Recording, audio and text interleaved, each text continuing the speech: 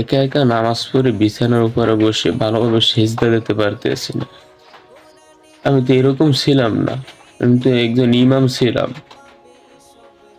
আমি তো সেই ফজরের আগ মুহূর্তে উঠে উজু করে ইস্তিনজা সেরে আজান দিতাম মসজিদে।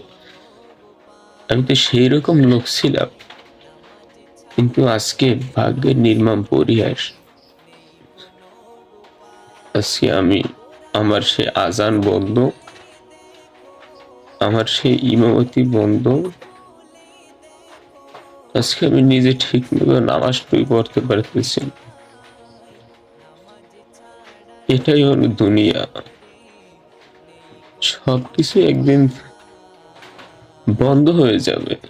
যে যতই কিছু করি না কেন, হঠাৎ করে দেখবো যে কোনো কারণেই হোক না কেন সবকিছু থেমে গেছে।